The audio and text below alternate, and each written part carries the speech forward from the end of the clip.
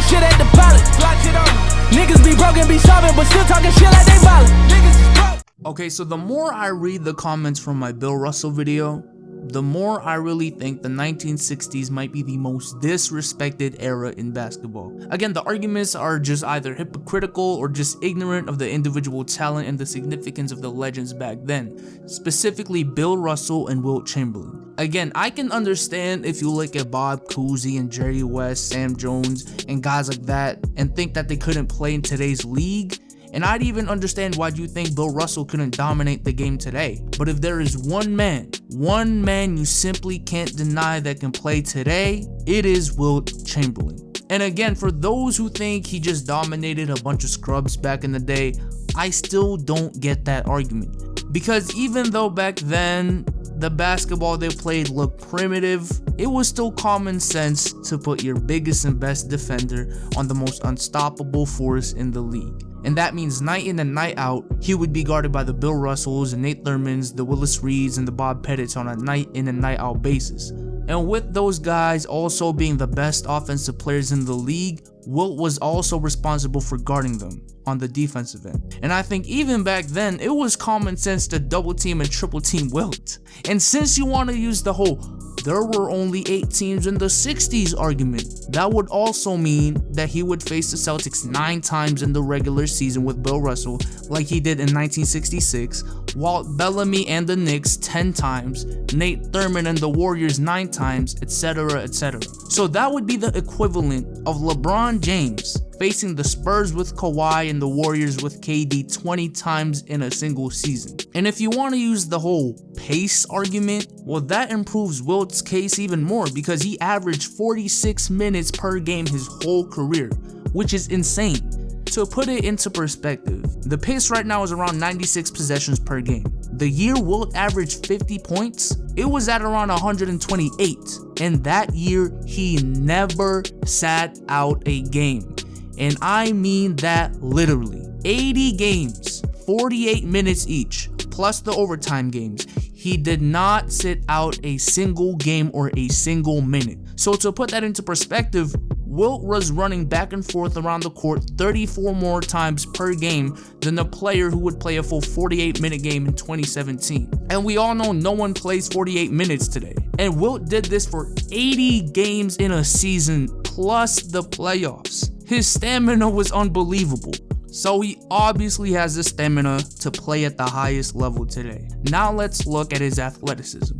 And goddamn, Wilt Chamberlain was athletic. The man stood at 7 foot 1 inches tall, the same height as Rudy Gobert, had a 7'8" wingspan, which is longer than Hassan Whiteside, had 11.5-inch hands, larger than LeBron, Jordan, and Kawhi, was 300 pounds, bigger than Andre Drummond, had a 4.6 second 40-yard dash, and this was in college, and he ran it barefoot. To put it into comparison, LeBron James has the same 40-yard dash time, and I already talked about his stamina. Now his vertical I left out at the end for a reason, because his vertical was actually pretty iffy.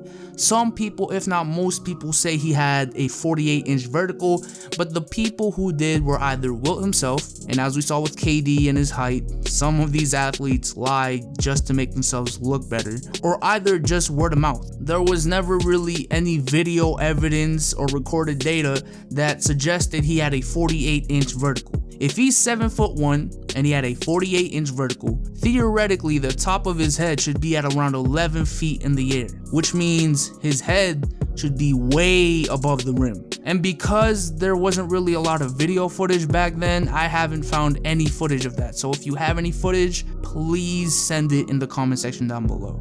But then you do have to account that back then, the only reason players would jump that high would be to block. And blocking is more of a read and react type of movement.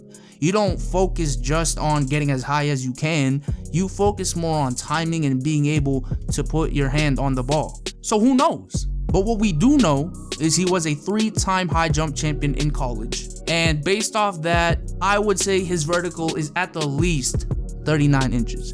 In comparison, Kevin Durant, Russell Westbrook, and Blake Griffin all have less than 37 inches. So essentially what I'm saying here is, imagine Rudy Gobert with LeBron's speed and leaping ability. That, sir, is Wilt Chamberlain. So I think he for sure passes the athleticism test. And I think just off what I said, at the least, in today's NBA, he's Rudy Gobert, at the very least. And now we look at his offensive skill set, because what is a body if you can't really do anything with it on a basketball court? And this is where it gets interesting. If you look at his offensive highlights, he had this nearly unstoppable post fadeaway, considering the fact that one, he was leaning backwards, and again, his leaping ability allowed him to essentially float in midair longer than anyone else. And I don't think that's gonna be guarded in the NBA today. You can only hope he misses. And I know whoop-de-doo, one move, right? That's still one more move than DeAndre Jordan, who averaged 13 points per game this season. So we can stop that argument right there. And he also had a plethora of post moves that would trick bigs even today. Although some of his post moves are a little unorthodox, like that post lay-in that he does that would easily get blocked by a good defender like Whiteside or Gobert today. But going back to his offensive skill set, a prime Wilt Chamberlain, being the track star that he was and his insane stamina that allowed him to average 46 minutes his whole entire career, I think could easily keep up on the fast break in today's league, similar to a guy like Anthony Davis, maybe even a little better. And as a passer, Wilt may be the best passing big the league has ever seen. I mean, this man led the league in assists once at 8.6 and averaged 7.8 the year before. And I know the pace, but let's say we cut it in half. That's still 4.3 assists per game. To put into perspective, last year only 4 centers in the league averaged more than 4 assists, those being Marc Gasol, Nikola Jokic, Al Horford, and DeMarcus Cousins. Now again, I don't think he can stretch the floor like, let's say, Anthony Davis or Kristaps, which is extremely valuable in today's league, and his free throw shooting has always been at around 50 to 60%, so that's gonna be a problem. So to me, the best comparison to Wilt Chamberlain today is a more athletic and a better passing Hassan Whiteside, who averaged 17 points on 56% shooting from the field, 14 rebounds, and 2 blocks. So if you brought Wilt from 1964 in a time machine and replaced Hassan Whiteside on the Miami Heat, I could see Wilt averaging 20 to 22 points on 53% shooting from the field, 13 to 15 rebounds, 4 to 5 assists, and 2 to 3 blocks per game. And I don't know about you, but that guy right there is still a top 3 center in the league and arguably the best today. And the key part to bringing up guys like Wilt and Bill Russell into today's game is just what I said, if you put them in a time machine. Because I feel like something really important that people miss about these generation to generation comparisons is how these players learn to play the game. When Bill Russell and Wilt Chamberlain were growing up, who were they looking up to? George Mikan? Now you look at the bigs today, who did they look up to? Hakeem, Garnett, Dirk, Shaq. They learn their moves. They can watch their games in a click of a button. They can study their game. While in Wilt's time, I'm not even sure if they could watch Mike and play at home. They'd either have to watch them live, just hear from word of mouth, or not know about them at all. So at the most, they had 2 hours to study a player's game, and they had to essentially have photographic memory. Meanwhile, today, you can slide this video to the bottom right of your screen, look up Hakeem Olajuwon highlights, and study their game for days as much as you want. And not to mention, players today benefit from the advanced nutrition and training. I mean, have you seen LeBron in that big ass bubble? Like, what the hell is that? And I say this to say, instead of bringing Wilt into a time machine, let's say Wilt was born in 1993, the same year Anthony Davis was born. And he grew up to still be the man that he was, with the same competitive fire and the same measurements and vertical, etc., etc. He would have been watching Hakeem, Dirk, KG, Shaq. He'd have a much more polished offensive game. He could probably shoot the 3 and have more post moves. He would have had the advanced training and nutrition that these players have today, so potentially his vertical could get higher. He could have got stronger. I mean, the potential is just sky high for Wilt Chamberlain. And I think if that was the case for Wilt, I mean, anything's possible. And I just think it's unfair to judge these players in the 60s and say, put them in today's league and what would they do? Because they don't have nearly all the benefits that the players today do.